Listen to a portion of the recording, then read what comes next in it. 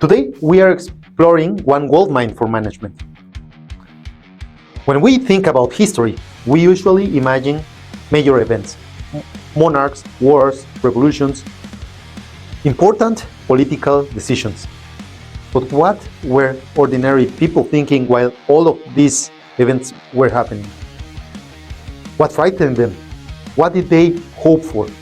What did they only dare to record in their private journal? Historians care deeply about these questions. They know that personal diaries often conceal the most honest and emotional stories of the past. These writings are like time capsules, and they do not just tell what happened, they show us how it felt. This is a powerful tool in history, and it is equally relevant in management today. Let's explore how. Welcome to Advanced Quality Programs with Juan Navarro. In this podcast, we're going to dive deep into the world of quality and leadership philosophies that drive successful businesses and great leaders to actually apply them to your everyday life. So if you're ready to improve your life, one quality principle at a time, let's get started. Official documents give us the basic outline story, dates, laws, major events. But journals give us the human side. They are one of the most valuable resources a historian can use because they come straight from the people who lived through those moments. A diary is a primary source, just like a letter, a photograph, a recording. All these sources show daily life in a way that official records never can. They reveal what people ate, how did they argue, what they worried about, and what made these people happy. So, how do researchers use these personal writings to understand the past? They act like detectives. They study small details to build a bigger picture. By reading these honest thoughts, we learn what happened, but not only that, we learn what it was like to live through that time, through that event. One of the most powerful diaries ever written is Anne Frank diary from 1942 to 1944. Anne, a Jewish girl hiding from Nazis in Amsterdam, wrote down her thoughts in a diary she named Kitty. Her diary is not a political document. It is the emotional story of a teenager living in fear.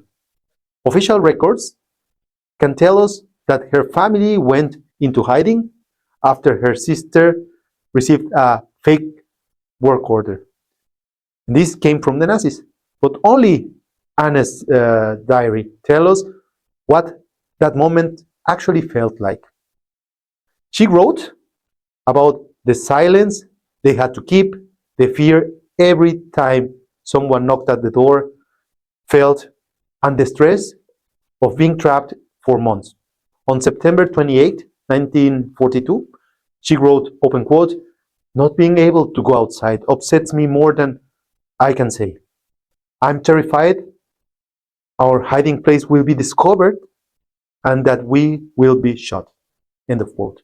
Her diary shows the daily reality of families the Holocaust lived in a way numbers never can. She wrote about arguments, food shortages, her feelings toward her family, and even her crush on Peter van Pels.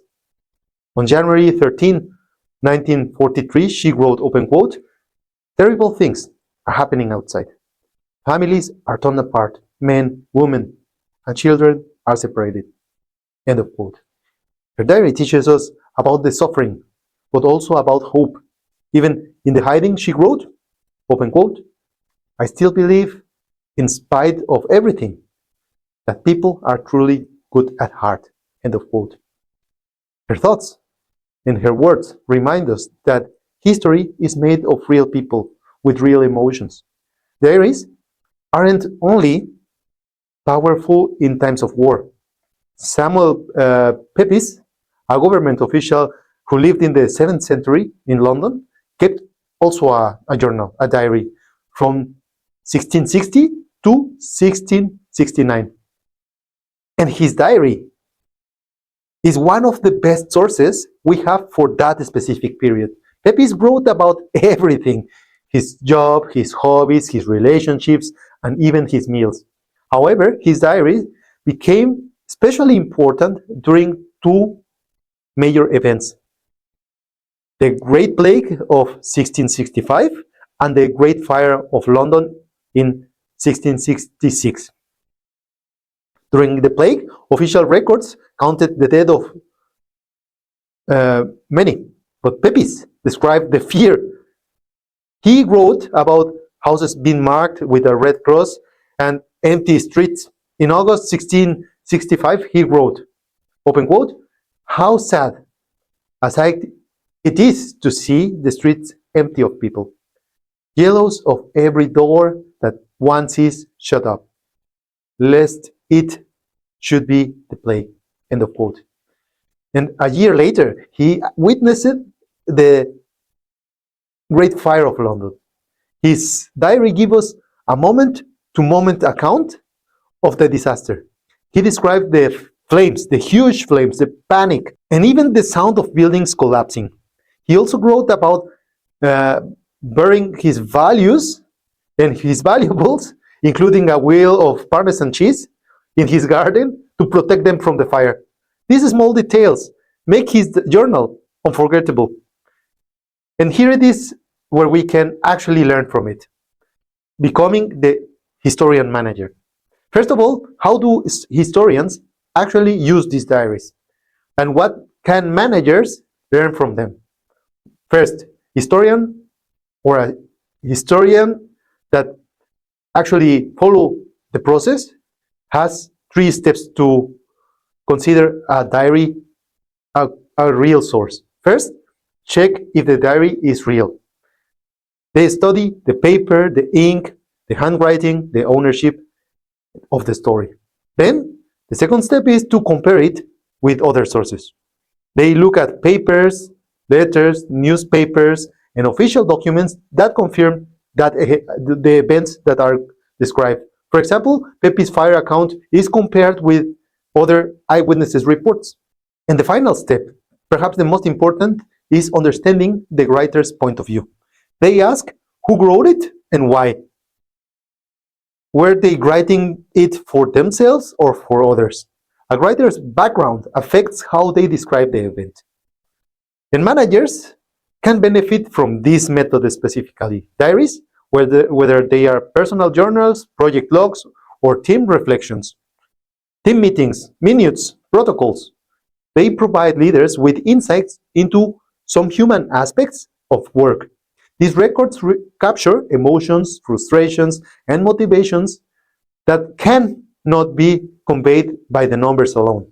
In the office, we maintain these maintenance books, production records, meeting minutes, statistics, and company communications as well, every day. And are diaries disappearing, you may ask? I would say not at all. They are simply changing the form.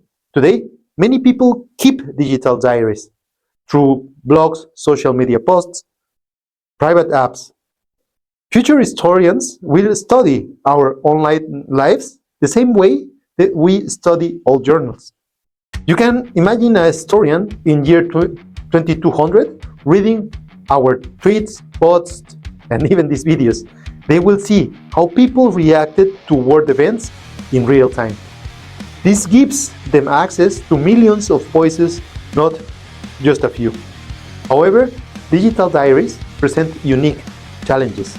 Individuals frequently create their own online personas, and a flawless Instagram feed may not reflect the complete story, the reality.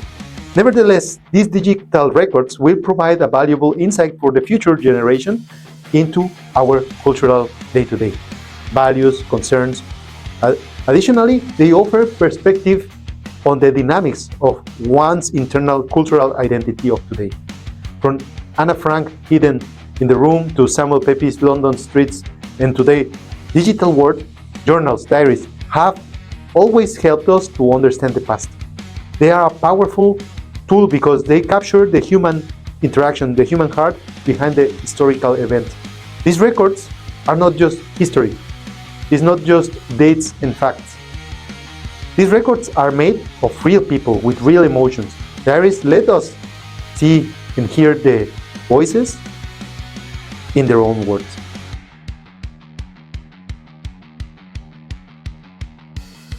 And that's all for today's episode. If you enjoyed this podcast and its historical account, don't forget to subscribe for further management insights. I will appreciate all your positive reviews of my books, Life Quality Projects, The Principles of Quality, and The Quality Mindset. Stay excellent, keep striving for improvement, and consider this: if a future historian read your digital diary, what story would they discover?